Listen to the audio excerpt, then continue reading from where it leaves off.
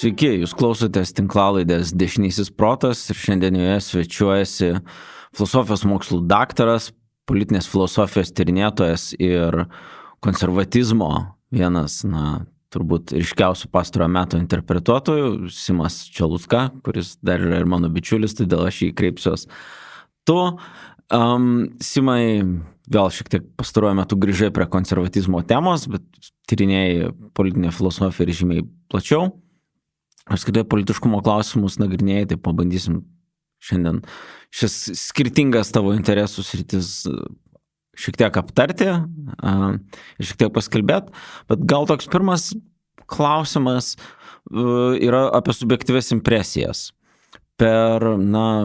Turbūt ypač per pastarąjį dešimtmetį, jeigu žiūrėtume bendrai, globaliai, taip, vakarų politinę erdvę arba netgi globaliai politinę erdvę, būti konservatorium, kalbėti apie konservatizmą yra labai, intelektualiai nemadinga, nepatrauklu ir visokie kitokie neigiami epitetai su to galėtų būti siejami, ir turbūt tik tai Didžiojoje Britanijoje, kur yra konservatorių partija, kuri yra stipri. Yra konservatizmo sąvoka nuolatos pasirodanti pakankamai pozityvioje šviesoje viešam politiniam diskursui, bet visur kitur tarsi yra kalbama apie skirtingas problemas. Iš vienos pusės mes matom dalies konservatyvių partijų, kaip Respublikonų partija Jungtinėse Amerikos valstijose, radikalėjimą, iš pradžių tam tikros partijos dalies radikalėjimą ir tada jos bandymus perimti visą partiją, tai yra, kas prieš daugiau nei 10 metų buvo Tea Party movement, kas atrodė vis tiek marginali ir netokia reikšminga, nors labai garsiai besireiškianti tarsi dalis. Tie dalykai yra staiga tapę visiškai mainstreamu. Čia yra vienas aspektas. Antras dalykas, turbūt žiūrint ir į politikos lauką, pastarojo dešimtmečio mes matėm ir dalies populistinių judėjimų iškilimą, dalies jų vėlesnį nuosmukį, bet kartu šioje tinklalaidėje besisvečiavęs Thibaut Muzerg, jisai kelia hipotezę, kad mes net judame link postpopulizmo, kai tam tikriem dažnai radikaliems sprendimam yra paklausa iš rinkėjų pusės ir tada dalis dešiniųjų partijų radikalizuojasi ir nueina į tarsi bandydamos atliepti į tai, ir pats bendras konsensusas tarsi politinio spektro dažnai ir pasislinkęs daug kur. Gera tema būtų, pavyzdžiui, migracijos tema, kur jeigu prieš 10-15 metų daug kur vakaruose atvirai kalbėti, kad migracija turėtų būti gerokai labiau kontroliuojama, turėtų būti stabdoma ir ypač nelegali migracija, ar ne, prieš ją turime imtis tikrai labai griežtų priemonių, apie tai kalbėjo tik tai nedidelė dalis dešiniųjų. Tokia centro dešinėje kažkaip prisibijodavo šitos temos, kažkaip jos vengdavo, bet dabar matom, kad ir centristinės jėgos pradeda kalbėti taip, kad reikia kažkaip reaguoti į tos dalykus. Tai mes matom, kad yra pasikeitęs pasaulis, yra pasikeitusios pasaulio problemos, mes turim didelių iššūkių ekonominių, socialinių, politinių, klimato kaitos, karas ir įvairūs kiti kariniai konfliktai. Tai vienas be abejo yra Rusijos karas prieš Ukrainą, bet taip pat matome augančias įtampas su Kinija, mes taip pat matome Hamas karą prieš Izraelio valstybę, tai kas dabar vyksta Raudonojoje jūroje ir karinis konfliktas, darantis didelę žalą ir ekonomikai, ir apskritai prekybos kelių saugumui. Žinau, kad pasaulis pasidarė vėl labai pavojinga, sudėtinga vieta, geopolitinės karinės įtampos. Vėl yra smarkiai išaugusios ir įvairūs populistiniai judėjimai tarsi dar labiau radikalizuojasi ir visuomenėse mes matom tam tikrų radikalių nuostatų vėl augimą, bet vis tiek būti konservatorium yra nemadinga, nes kairieji be abejo tave kritikuos už vienus dalykus, o radikalam bus nepakankamai griežtas, nepakankamai piktas.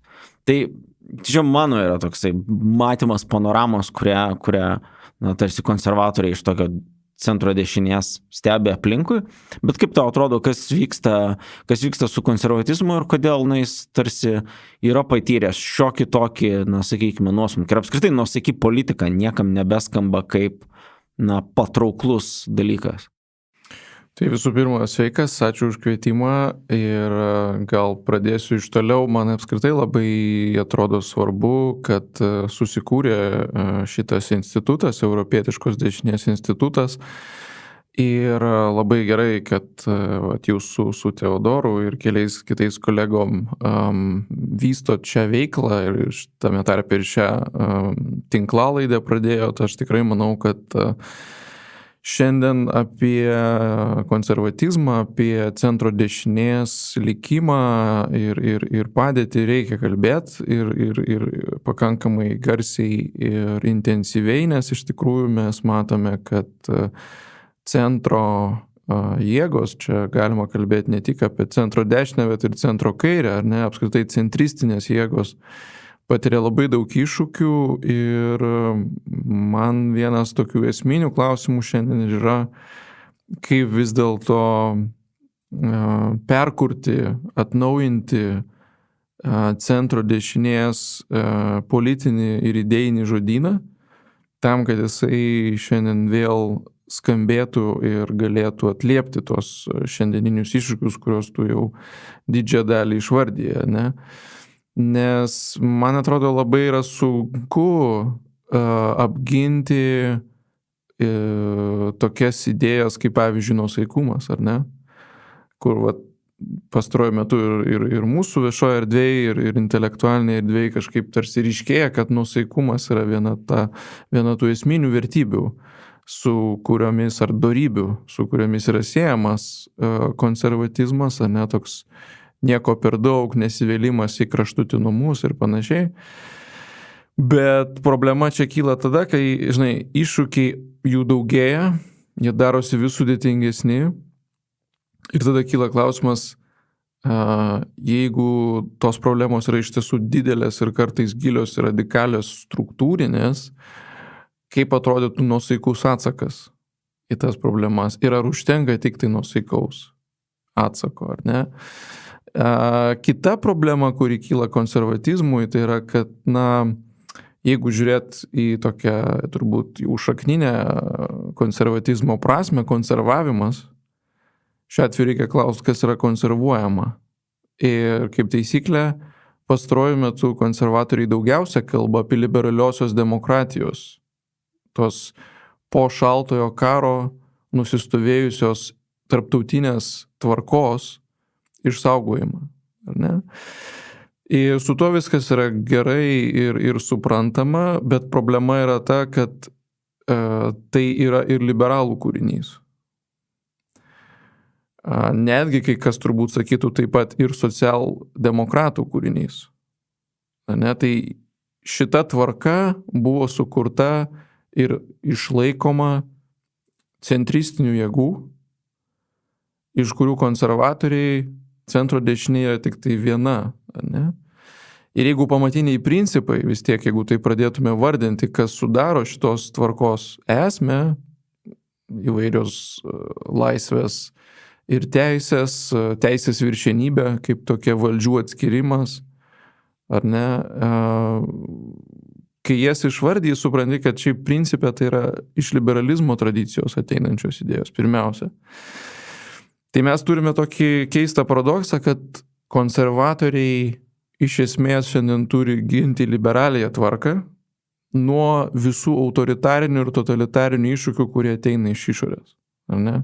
Arba nuo tų iššūkių, kurie iš vidaus kyla kaip radikalizmai, kurie pradeda kvestionuoti tuos pamatinius liberaliosios tvarkos principus. Ar ne? Tai aš manau, kad šita užduotis konservatoriams yra natūrali ir neišvengiama ir mes matome ir Lietuvoje, ir kitose šalise, kad iš esmės ir yra užsiimama būtent šita gynyba, bet tapatybinė prasme, idėjinė prasme kyla klausimas tada, kuo vis dėlto konservatoriai skiriasi nuo šiuo atveju liberalų, ar ne?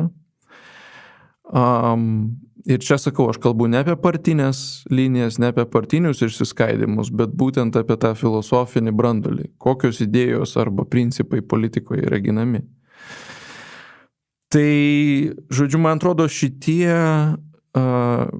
iššūkiai jie vienas kitą maitina, ne? Tiek tai, kad nuosaikumą yra sunku ginti augančio radikalizmo akivaizdoje, tiek tai, kad konservatoriai gina iš esmės liberaliąją tvarką. Man atrodo ir kelia tas įtampas ir galbūt vis dar tą tokį negebėjimą atrasti savų žodžių, savais žodžiais, įvardinti tas problemas ir siūlyti kažkokį savo savitą unikalų atsaką į tas problemas. Tai man atrodo, dėl to ir jūsų instituto veikla šią prasme tikrai šiandien įgauna aktualumo, nes man atrodo, čia kažkaip tikrai visi bendrom pastangom turim ieškoti to žodyno, nes akivaizdu, kad net jeigu idėjos tam tikros ar principai yra tie patys ir išliekantys per laiką, reikia naujų žodžių, kad vėl juos sujungti, susieti su tuo, kuo dabar žmonės gyvena kasdienybėje. Tai čia yra iššūkiai ir aš pats asmeniškai neturiu čia kažkokių lengvų išeičių ar atsakymų, neturiu tokio aukso gralio, nesu išradęs, bet akivaizdu, kad mums reikia tą daryti visiems kartu, kiek čia mes turim tų pajėgų. Man atrodo, čia yra taip keli dalykai neegzistuoja toks dalykas tikrovė, bet su daugeliu žmonių, kurie aktyviai kažkaip politikoje viešoje erdvėje nedalyvauja, bet laiko save daugiau mažiau dešiniųjų pažiūrų ar dešiniųjų vertybių išpažinėjais. Šnekant, yra dažnai užduodamas tas klausimas, o tai kuo konservatoriai dabar skiriasi nuo liberalų? Koks yra konservatorių ir liberalų skirtumas, jeigu jūs tarsi ginat panašias pozicijas? Politiškai Lietuvoje mes matome, konservatoriai liberalai yra pakankamai linkę eiti į koalicijas, labiau negu su bet kuria kita partija. Yra be abejo elektoralinės klausimas rinkėjų tapatybės ir rinkėjų tapatybės kaita, ar labiau užslinkti link centro ir tada yra konkurencija su liberalais, ar kaip tik apsispręsti, kad reikia vėl plėstis į dešinę ir konkuruoti ir išstumti tarsi radikalesnės jėgas, bent jau dalį klausimų, dalį simbolių susigrąžinti, kas irgi beje yra labai svarbu. Ir jeigu tu pats uždavai klausimą, ar aš pabandysiu dabar kažkokią hipotezę iškelt, kur reikėtų ieškoti atsakymų, to santykio su liberalais ir liberalizmu, tai taip, liberalios demokratijos tvarka yra tai, kas mums bendra. Ir čia turbūt tos tvarkos privalumas, kad joje gali sugyventi būtent ne tik liberalai ir ne tik konservatoriai, bet ir kiti joje gali koegzistuoti politiškai, socialinė prasme, vertybinė, kultūrinė, taip toliau. Iš kitos pusės, man atrodo, kuo skiriasi konservatoriai nuo liberalų, tai vis tiek liberalų, ypač dažnai tokiam politiniam veikime, politiniam kalbėjime, kai tu nelabai mastai apie kažkokius bendruosius principus, bet tarsi to intuityviu jausmu vadovaujasi. Tai konservatoriai turbūt labiau linkę yra bandyti bent jau kalbėti, įsivaizduoti apie kažkokią visumą numanomą, kažkokį numanomą bendrą gėrį, visuomenės interesą, taip toliau. Liberalai labiau kalbės apie individo, konkretaus žmogaus, konkretaus verslo ar konkretaus verslo sektoriaus interesą. Tai tas, sakykime, yra individualistinio, holistinio tam tikro peizažo susidūrimas. Ir šito vietoje be konservatoriai gali pakankamai geriau susikalbėti su kokiais nuosaikiais socialdemokratais, kalbant apie valstybę kaip visumą, apie viešąjį sektorių, pavyzdžiui, panašiai. Tai yra vienas tarsi tokie žodyno ir vaizduotės klausimai, kurie yra svarbus. Bet jo, tas tapatybinė krizė, ji yra pakankamai sudėtinga. Ir kitas aspektas, kuris man atrodo įdomus politikoje, tai yra, kaip tarsi labai skirtingose valstybėse mes matom tam tikrų politinių tendencijų, ypač ideologijos rėmuose, ar to politinių idėjų, politinio diskurso kalbėjimo būdų, pasirenkamų sąvokų, metaforų kalbėjime, toks didelis jų tarptautinis cirkuliavimas. vienas dalykas taip, Jungtinių Amerikos valstijų ir tos šalies viešosios erdvės įtaka yra globaliai didelė. Dabartiniai paaugliai, kurie nesidomi lietuvišką politiką, turbūt daugiau žino apie, arba manosi žina daugiau apie Joe Bideną ir Donaldą Trumpą, ko jie geri, blogi, patinka jiem, nepatinka ir taip toliau, negu jie ką nors žino apie, nežinau, kas yra dabar Lietuvoje, kuris ministras ir kokia yra darbotvarkė.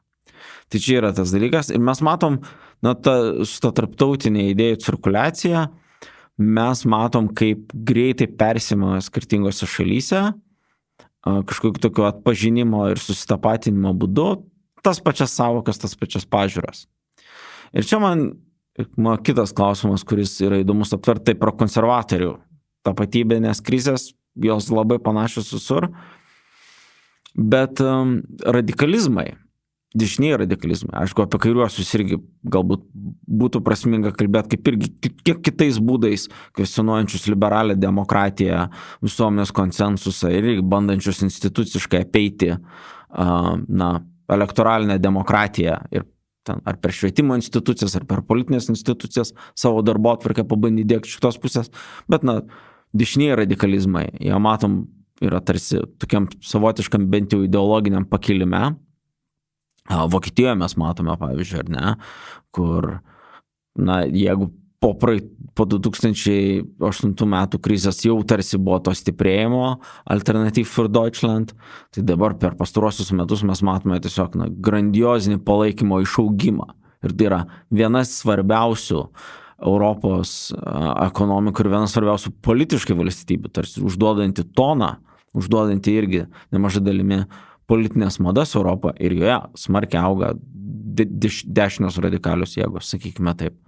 Tai tie dešinieji radikalizmai, kur matytum juos vienijančias gijas ir ar mes, sakykime, tų dalykų galime atpažinti ir Lietuvoje, ar Lietuvos radikalai tau atrodo dešinieji, neminėkim vardais pavardėm konkrečiai, tai gal nėra būtina, bet kiek jie veikia kalbą inspiruoti užsienio radikalų, kiek jie kažką savo konstruoti naratyviškai bando ir kiek jie yra panašus, kiek jie skiriasi nuo tų radikalizmų, su kuriais mes matom, kad nuosaikios politinės jėgos susiduria kitose, visų pirma, vakarų valstybėse.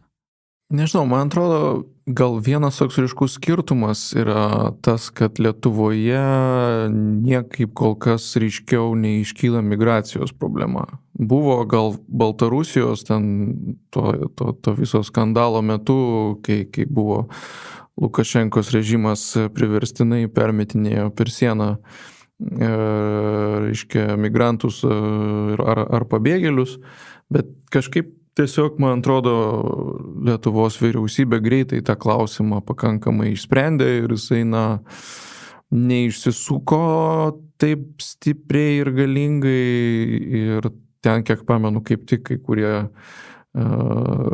radikalesnės dešinės atstovai pasižymėjo jau tokia retorika, kur turbūt tikrai dažna Lietuvos pilietį atstumė, kur ten sakė, kad gal tiesiog reikia išstatyti prie sienos ir iššaudyti, ar ne, tai jau čia daug kam buvo per daug, ar ne.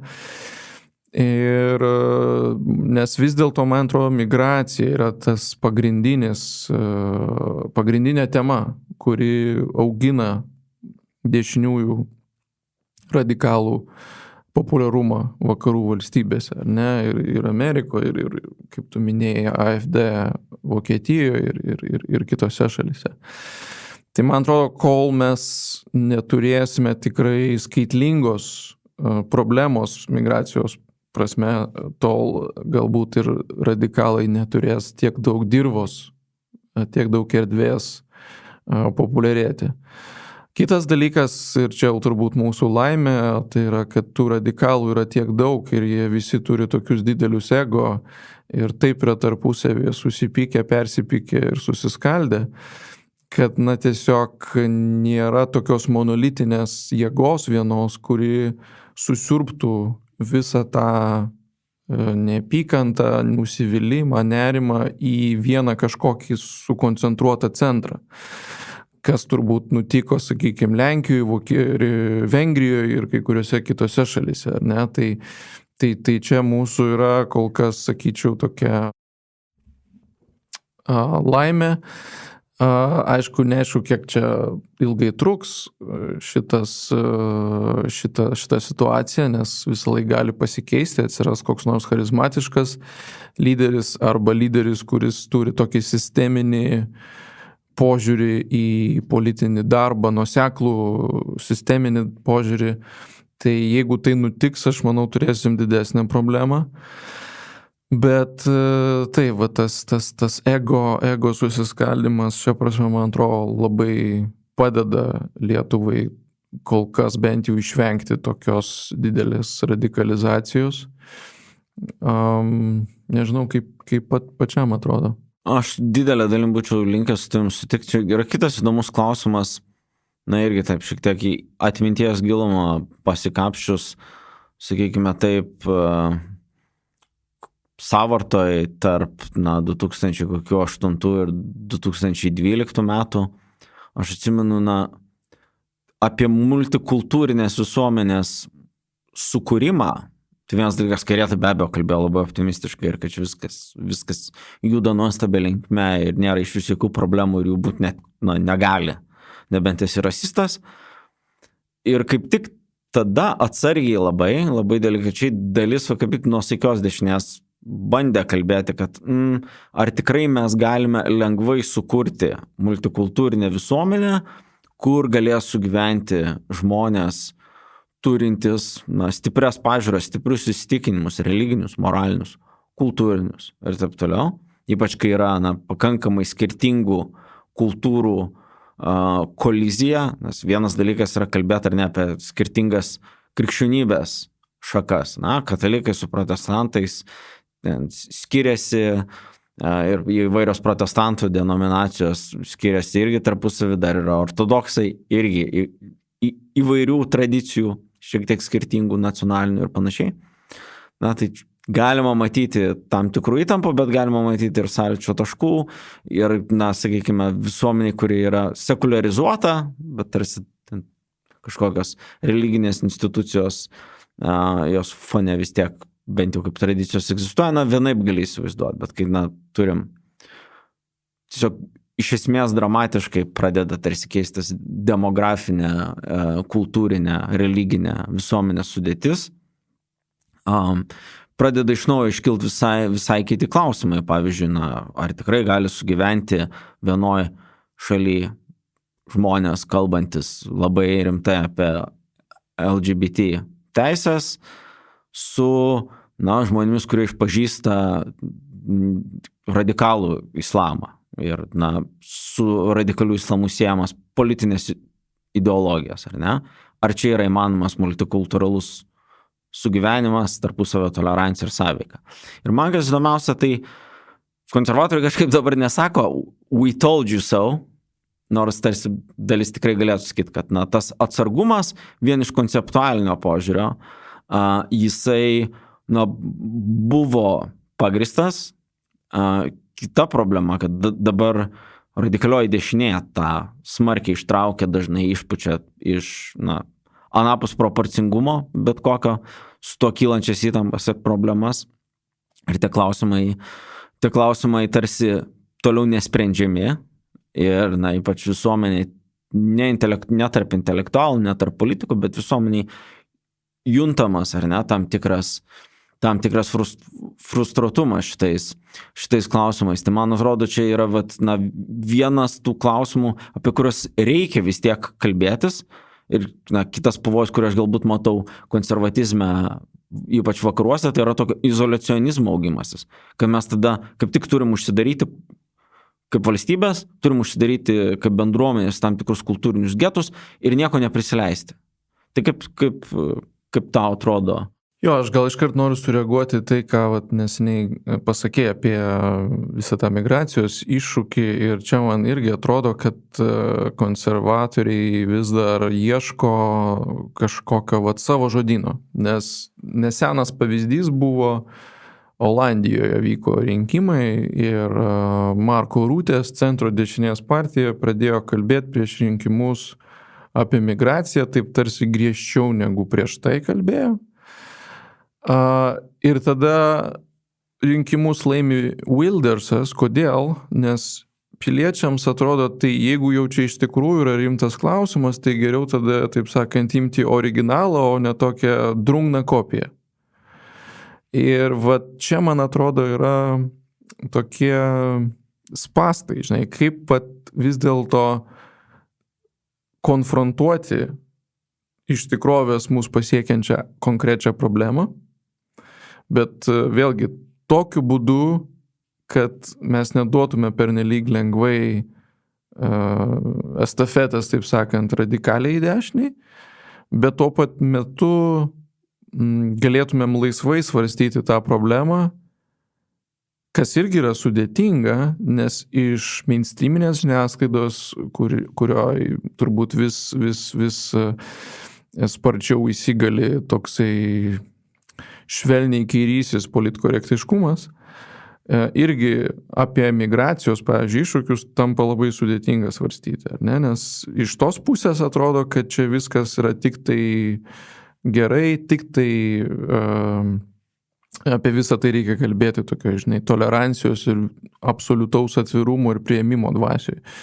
Ir jeigu tu nors šiek tiek suabejoji, kad gal tikrai neturėtų būti beribė, pavyzdžiui, imigracija, tu iš karto esi apibūdinamas kaip rasistas, islamofobas, ksenofobas ir panašiai. Ne? Tai centro dešinė atsiduria tokioj ganėtinai keblioj padėty, ar ne? Kažkaip išlaviruoti tarp šitų skirtingų pozicijų darosi ganėtinai keblu, ar ne? Ypač kadangi dar reikia galvoti ir apie perrinkimą, ne?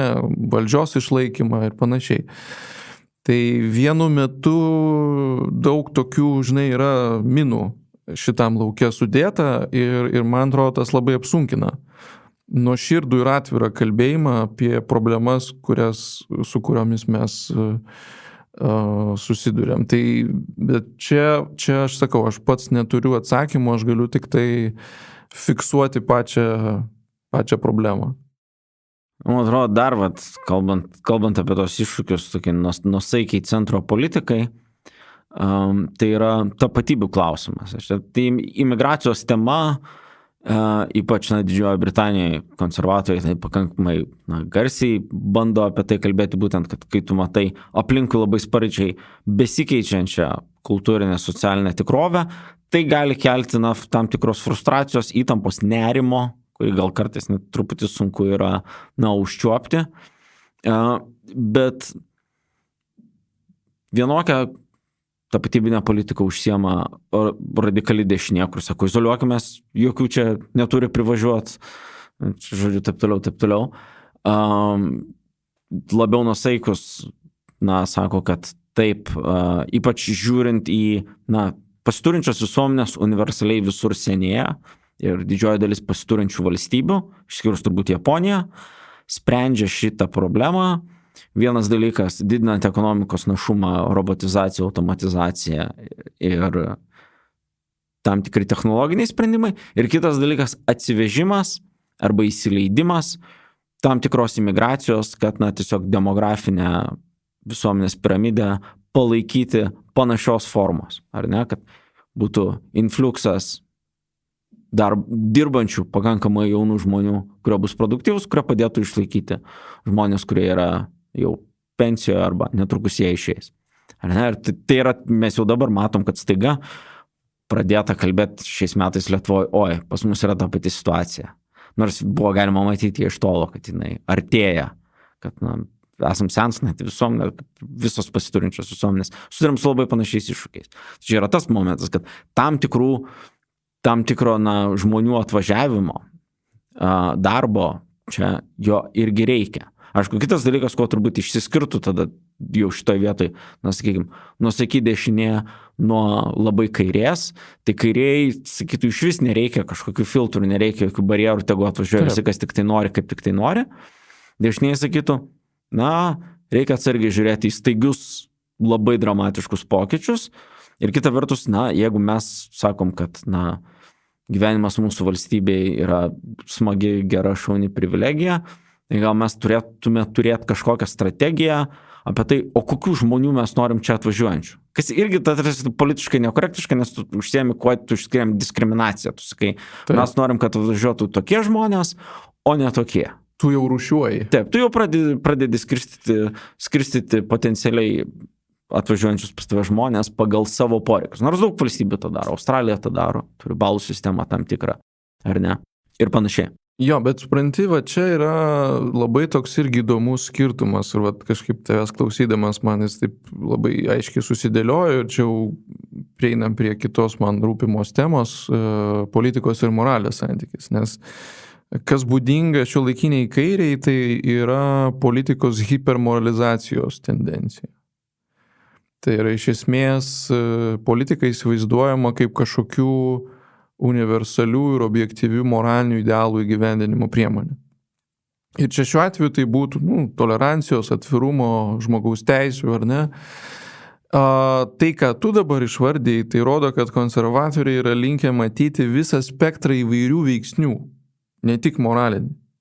Ne? Tu jau užsiminė apie ekonominį, apie demografiją, tvarkos palaikymą valstybėje, ar ne?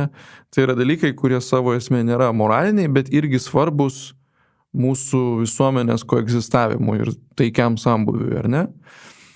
Tai man atrodo, čia ta politikos hipermoralizacijos tendencija, jinai irgi yra vienas iš dalykų, kuris labai stipriai prisideda prie visuomenės polarizacijos. Ir čia vėlgi kalbu jau tikrai ne tik apie Lietuvą, pas mus dar net neblogai, sakyčiau, šią prasme, bet apie daugelį kitų vakarų valstybių. Ir tada, kas gaunasi, kaip politika yra hipermoralizuojama į vieną hipermoralizacijos variantą, pradeda atsiliepinėti kitas politikos hipermoralizacijos variantas, tai šiuo atveju į radikalią kairę pradeda reaguoti radikali dešinė. Ir kur čia yra pavojus? Ir tas labai svarbu yra istoriškai konservatoriams. Tai yra, kad ten, kur politika yra radikaliai moralizuojama, visas politinis diskursas iš esmės yra paverčiamas į tokią absoliutaus gėrio ir absoliutaus blogio kovą. Ir kur čia yra pavojus? Jeigu aš manau esąs absoliutaus gėrio pusėj, o mano oponentai yra absoliutaus blogio pusėj, tarp mūsų neįmanomas joks kompromisas. Taip, čia nėra niuansų, čia nėra tarpinių pozicijų, tarpinių spalvų, čia yra du absoliutai kaunasi. Ten, kur kaunasi du absoliutai, kova yra beatodairiška iki galo. Ne? Ir šitą dabar mes, man atrodo, labai ryškiai matome Amerikoje, Lenkijoje, kai kuriuose gal kitose šalyse, ar ne, kur visuomenė taip pakilusi yra ta politinio moralizmo temperatūra, kad jau praktiškai nieks nebemato kelio atgal. Ar ne? O konservatoriams kaip taisyklė yra būdinga būtent kompromiso etika, gebėjimas vis dėlto matyti susitarimo taškus, ar ne? Ir čia jau kalbėjai apie Respublikonų partiją, iš tiesų čia turbūt vienas liūdniausių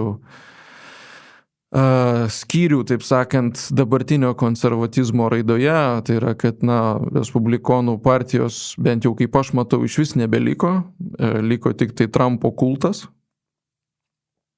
Ir ten nebeįmanoma net jau pamastyti apie tokias figūras, kaip, pavyzdžiui, Johnas McCainas, kuris buvo ne tik geras Lietuvos draugas, bet ir to senojo konservatizmo dar vienas iš ryškiausių tokių veikėjų, pavyzdžių, kuris, aš labai gerai atsimenu, gebėdavo kartu su demokratų senatoriais pateikti tuos vadinamosius bipartisan projektus, įstatymo paketus ir panašiai. Panašiai kaip mūsų atveju galbūt čia vienas pavyzdys būtų Andrius Kubilius ir Gediminas Kirkilas, ar ne? Vienu metu irgi turėjo tokių bendradarbiavimo gražių tokių etapų, ar ne? Tai čia, man atrodo, galim fiksuoti vėlgi konservatizmo būtinybę, jo labai reikia šiandien, šią prasme, kad konservatizmas leidžia ieškoti susitarimo taškų ir kompromisų, be ko neįmanoma politika, apskritai. Ir kas galbūt kažkiek galėtų tą labai įkaitintą atmosferą šiek tiek atvėsinti. Nes man atrodo visi sutiksim, kad to reikia šiandien ir kad vėl reikia ieškoti būdų, kaip vėl susikalbėti su kitaminčiais. Ir ta politikos hipermoralizacija labai labai kenkia, nes, sakau, su absoliučiu blogiu, su absoliučiu priešu kompromiso būti negali. Tai galbūt kitaminčius mums reikia vėl pradėti matyti pirmiausia kaip bendrapiliečius, kurie turi skirtingą nuomonę, o ne kaip ten jau visai marsiečius, žmonės iš kitos planetos, kažkokius svetimkūnius, ar ten valstybės išdavikus a priorinius tokius, ar ne? Tai bet čia vėlgi konservatizmui tą nusaikėją politiką kažkaip reikia įžodinti naujai, kad tas kompromisas vėlgi skambėtų ne kaip silpnumas, ne drungnumas kažkoks radikalizmo amžiuje, bet kaip tik kaip labai konkretų moralinį brandulį turinti idėją. Labai geras yra pastebėjimas dėl to politikos hipermoralizavimo ir man atrodo yra kitas aspektas su tuo susijęs. Tai yra, tai kas vadinama tapatybių politika, identity politics. Francis Fukuyama prieš, 5-6 metus net knygą išleido, kuris taip ir vadinasi Identity or Own Identity, kur būtent pasižiūri įvairiais kampais filosofiniais, kas yra ta tapatybė, bet man atrodo, jis yra irgi susijęs su tuo, kad jeigu mano tapatybė kaip straight white male politinė gali būti tik tai tokia, o ne kitokia. Ir atitinkamai apie visas kitas visuomenės grupės demografinės, taip toliau, kad tam tikros mano kaip asmens savybės, matomos iš išorės dažniausiai beje, yra visiškai man determinuojančios ir nulemenčios, tai mes nebegalim turėti politikoje kompromisų, kur skirtingi žmonės susitarė, nes mes matom vienas dalykas, mes matom labiau skirtumus negu panašumus. Ir taip, tokia izoliacionistinė tapatybė politika, jinai būdinga radikali dešiniai, bet mes dabar galim kalbėti, kad kairė yra įsivėlusi, ypač intelektualinė, akademinė kairė yra įsivėlusi savočką paradoksiją, kalba apie daugia kultūriškumą, taip toliau, bet kultūrinė apropriacija ir kažkoks tai, perėmimas iš vienos kultūros, arba čia nežinau, jeigu aš dabar pradėčiau daryti takos, kur nors tai būtų priimta kaip gilus įžeidimas, bet dažniausiai būtų priimtas ne žmonių iš Meksikos, o tų pačių intelektualų jis būtų priimtas kaip toksai įžeidimas, kad čia aš dabar tarsi svetimos kultūros dalyką paimu ir kažką su juo darau, taip negalima. Mes visi turim izoliuotis ir atsiskirti kultūrinius getus. Bet čia yra toks savočias paradoksas, kaip mes galim turėti visuomenę su skirtumais, kai tiem skirtumam negalima turėti jokio santykio. Ir jeigu aš priklausau tam tikrai grupiai, tai aš turiu turėti tik tokias pažiūras ir jokių kitų aš negaliu turėti. Absoliučiai teisingai čia sakai ir aš prisiminiau, yra toksai centro kairės intelektualas Markas Lila ir jisai irgi prieš kokius, gal 10 metų, gal kiek mažiau, parašė tokią labai nedidelę knygelę The Once and Future Liberal, čia apeliuodamas į amerikietišką liberalo savoką. Ir toje knygelėje jisai kaip tik polemizuoja su savo kolegomis toj radikalesniai kairiai, identiteto politikos kairiaisiais, sakydamas, kad Amerikos kairieji ilgą laiką turėjo kaip tik tokią labai universalistinę programą. Ir ten kaip vienas iš pavyzdžių jo knygoje tai yra Martinas Liuteris Kingas ir jo kova už juodaodžių pilietinės ir politinės teisės.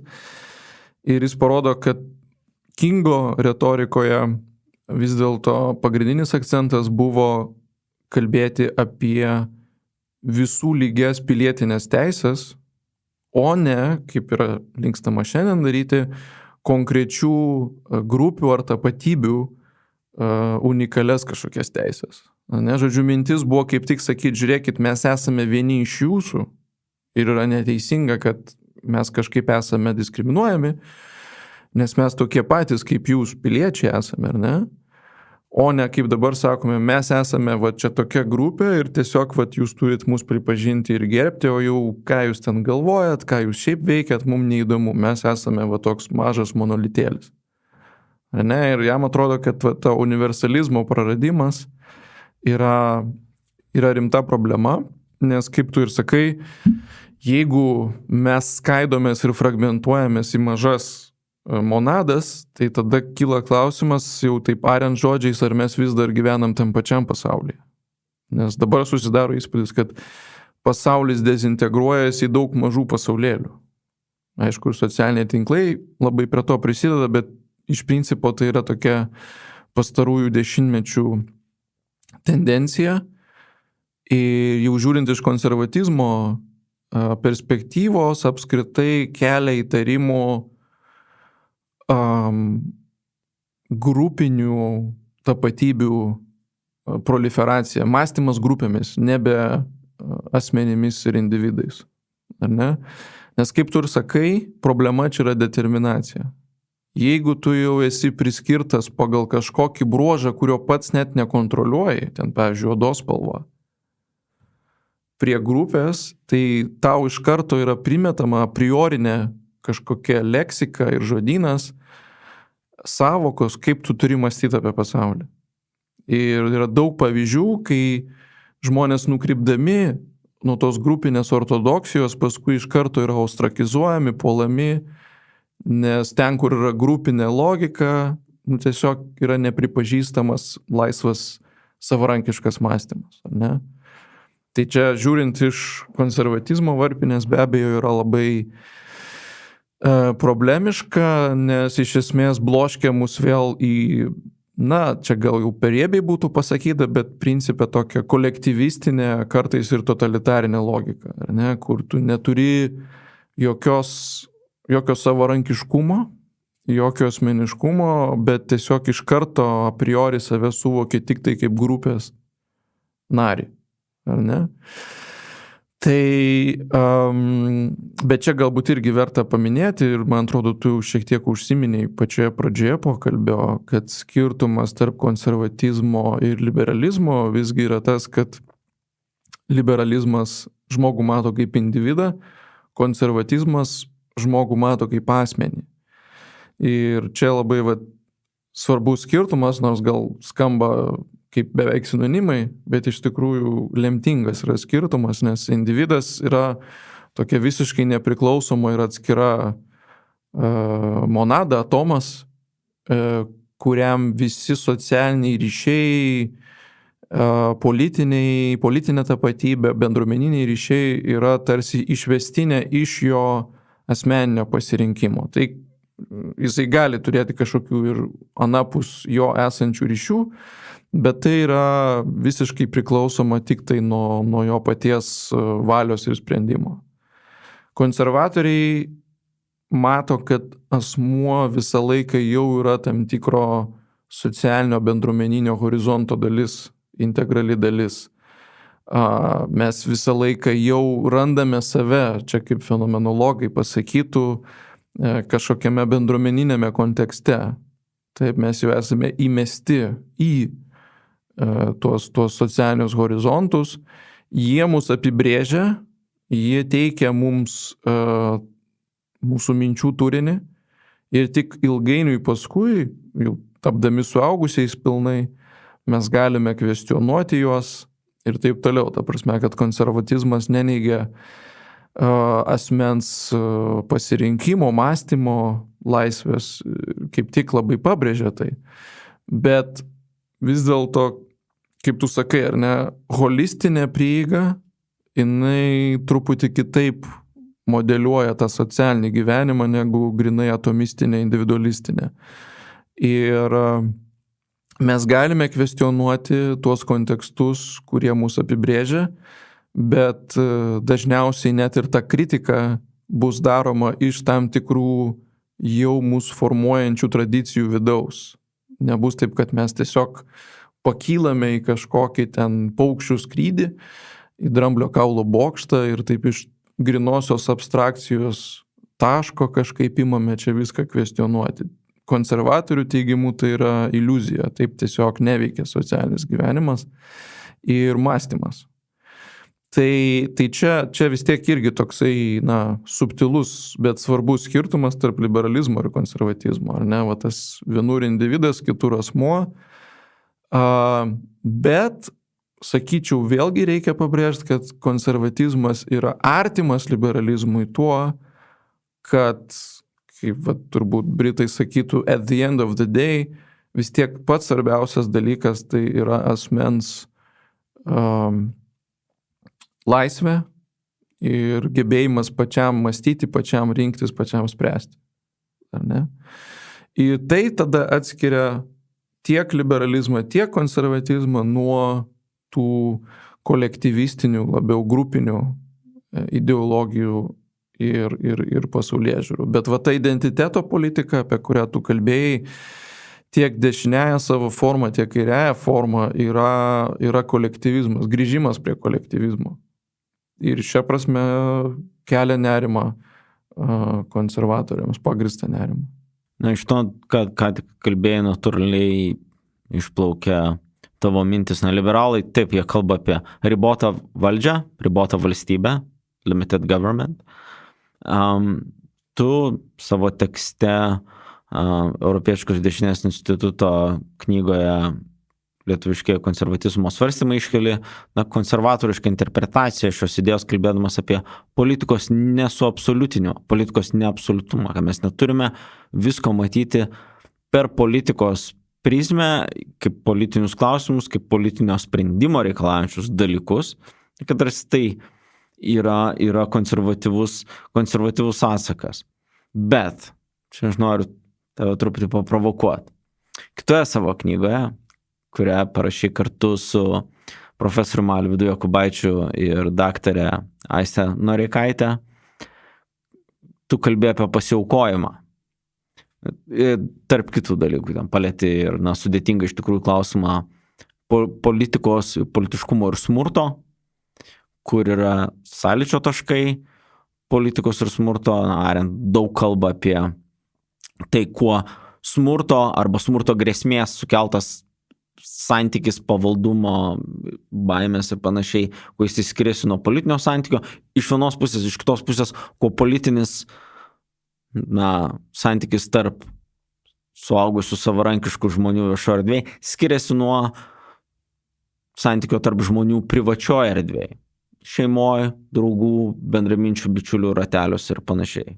Moralinio santykio, sakykime, plačiaja prasme, iš kitos pusės. Ir tarsi nagrinėjame šitą sudėtingą kompoziciją ir tame pasirodo vienas sunkių klausimų, tai yra pasiaukojimo klausimas. Kodėl aš turėčiau aukotis dėl savo politinės bendruomenės, dėl savo artimų žmonių. Tai yra klausimas, kur susitinka dažnai, ypač karo atveju, susitinka visi šie trys dėmenys. Yra smurtas, smurto grėsmė, fizinis pavojus, patiriami baisus dalykai, mes tą dabar daug kur matome ir Ukrainoje, ir Izraelyje, matome grėsmės karinio konflikto daug kur kitur, pilietinius karus. Bet iš kitos pusės yra labai rimtas susiejimas ir moralinio politinio aspekto, būtent aukos. Tai yra dalykas smarkiai peržengiantis politiką, bet tu kalbėjai apie būtent pasiaukojimo klausimą kartu kaip politinį klausimą. Tai čia yra toks truputį sunkus santykis tarp šitų dviejų, sakykime, konceptų. Politikos su neabsoliutinimas ir jau auka politikoje dėl politinės bendruomenės, net jeigu ir ten ir moralinius kitokius dėmenis įtrauksim, tai čia jau yra aukščiausias, sakykime, tam tikro politiškumo laipsnis. Kaip tavo mąstyme šitie dalykai dera? Dėkui už klausimą, tikrai geras klausimas.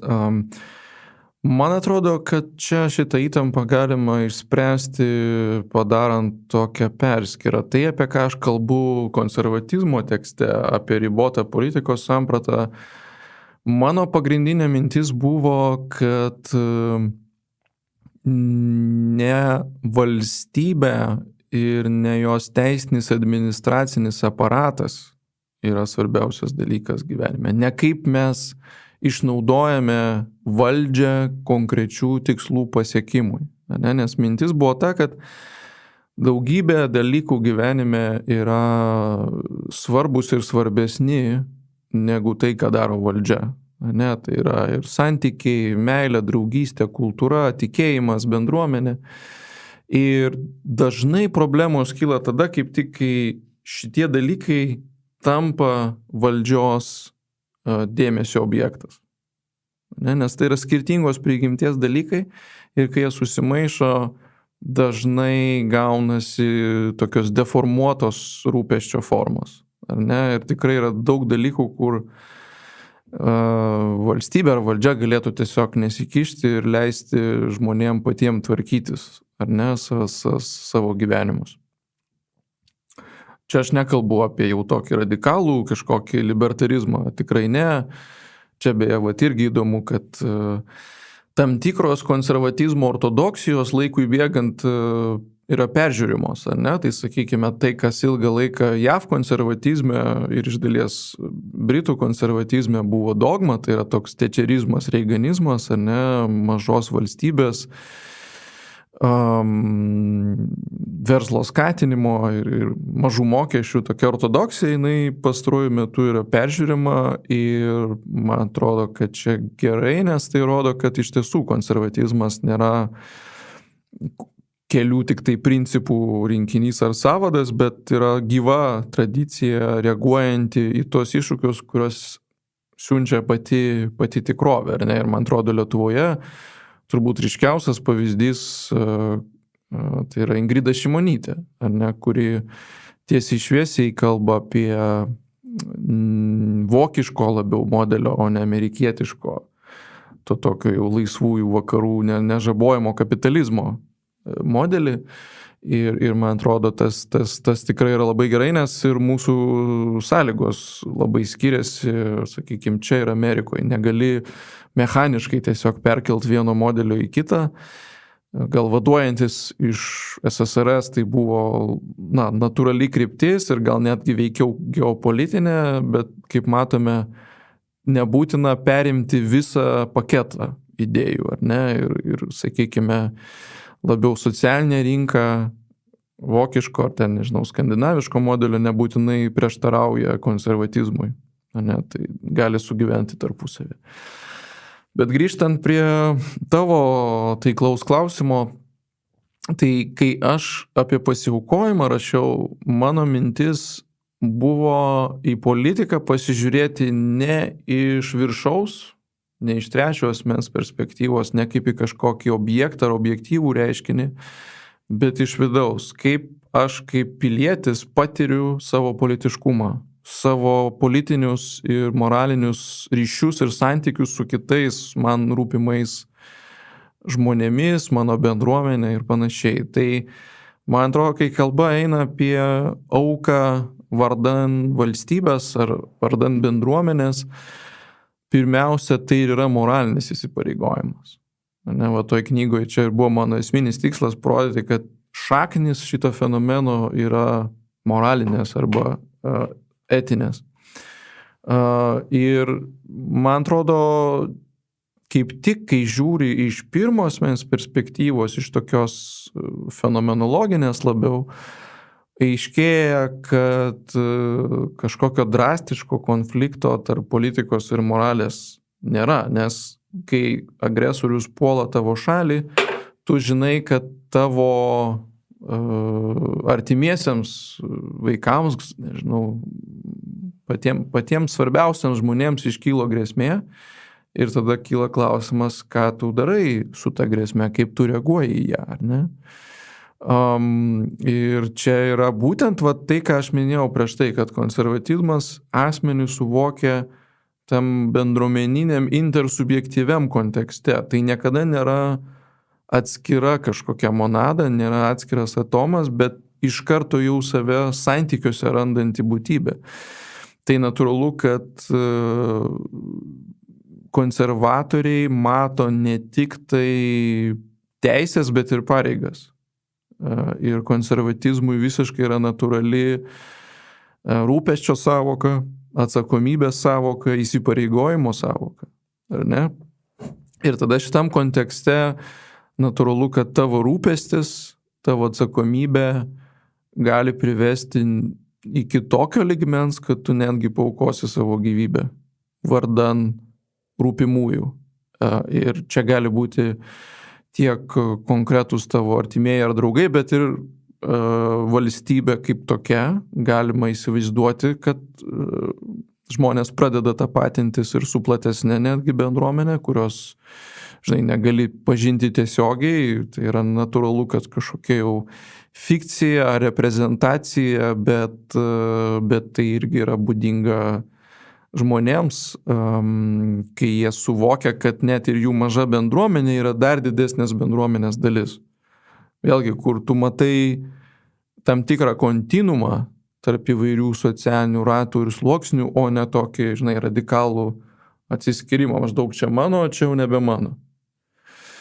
Tai va tas čia mano, čia ne mano, man atrodo, kur kas yra labiau būdingas tai tokiai, sakykime, apšvietos moraliai, kur centre yra individas, ar ne? Ir apšvietos arba liberalioj moraliai, tada, man atrodo, žymiai sunkiau yra paaiškinti pasiaukojimo fenomeną. Ne? Ir šita problema tęsiasi jau nuo Hobso laikų, kur, Hobso variante yra pasakoma, kad jūs turite atiduoti didžiąją dalį savo teisių tam, kad Leviatanas arba valstybė mus apsaugotų. Bet tada tuo pat metu sakoma, kad gali ateiti laikas, kad Leviatanas pareikalaus tavo aukos karo atveju. Ir Hobso, taip sakant, matrico yra labai sudėtinga ir čia iki šių dienų tęsiasi ta problema, kaip pagrįsti šaukimo į kariuomenę. Nes socialinio kontrakto esmė buvo, kad man jau nieko nebereikės daryti ir aš pilnai galėsiu atsidėti savo privačių reikalų tvarkymui ir ekonominės gerovės didinimui. Ar ne? O čia staiga ateina Leviatanas, sako, ne, visą tai dabar tau reikės mesti, turėsi eiti karą su mumis visais. Ir tada yra toks prasilenkimas. Ir man atrodo, šita Hobsinė problema, jinai atsikartojo 2014, kai kilo vadinamasis verktinių skandalas. Ir man atrodo, jis, tiesą sakant, niekur nedingo, nes vis dar daugybė jaunuolių mūsų bendrapiliečių kelia tą klausimą, o ką čia ta valstybė daro, iš kur jinai turi teisę reikalauti man priverstinai čia kažkur 9 mėnesius išplėšti save iš mano individualaus karjeros plano ir atsidėti tam pareigos momentui arba netgi aukos galimos momentui. Labai sudėtinga. Bet man atrodo, kad šia prasme konservatizmas kaip pasaulėžiūra leidžia kiek lengviau paaiškinti, kaip tai yra įmanoma. Būtent tas holistinis intersubjektyvus socialinio gyvenimo suvokimas mums leidžia tą geriau suprasti negu grinai individualistinis. Ne? Tai aš manau, kad čia turbūt ryškios prieštaros nėra, tiesiog vienu atveju aš politiką suvokiu kaip valstybės tokio aparato vaidmenį žmogaus gyvenime, o kitu atveju aš politiką suvokiu kaip žmogaus moralinių ryšių ir santykių tokia tęstinė plėtra, tiesiog į dar platesnį lygmenį. Jeigu mes pradedam nuo santykių, einam į bendruomenę, tai iš bendruomenės mes galim žengti dar vieną žingsnį ir kalbėti, pavyzdžiui, apie valstybę arba tautą. Tai aš čia matau tiesiog kaip tokio asmens rūpesčio lauko ribas. Vienų rūpestis eina galbūt tik iki šeimos, kitų rūpestis gali eiti dar toliau ir jie gali sąmoningai įsipareigoti ginti valstybę nuo priešų, nuo agresorių ir panašiai. Paskutinis klausimas, jeigu dar mes norime jį aptarti, visai kitas. Daugiau nei 3 metus vedėjai vieną populiariausių LRT klasikos laidų Tarp praeities ir ateities. Dabar padarai pertrauką, bet kiekvieną savaitę ar vėliau kas antrą savaitę kalbinai įvairius žmonės, intelektualus, akademikus, kultūros atstovus ir atstovės.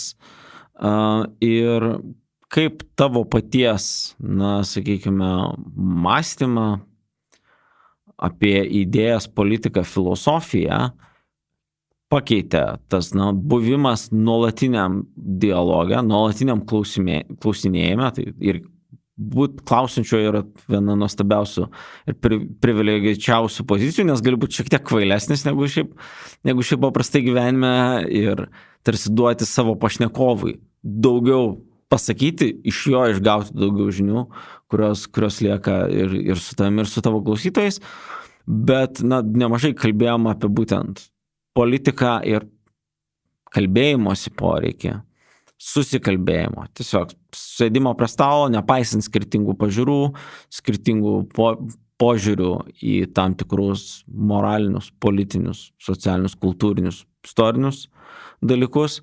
Kaip šita patirtis, tokio buvimo labai dažnai intensyviuose intelektualiniuose dialoguose tave patį, kaip tai pakeitė, kokios yra tavo refleksijos? Geras klausimas. Gal dar per mažai laiko prabėgo nuo laidos pabaigos, tai dar taip detaliai negalvojau apie tai. Nežinau, čia gal reikia draugų klaus, gal tu žinai, nes pažįsti mane jau 13-14 metų, tai geriau žinai, gal kaip čia kas keičiasi iš išorės, kartais geriau atrodo negu iš vidaus, žinai. Bet man atrodo, tu pasakei kertinę sąvoką, tai yra pokalbis ir kažkaip būtent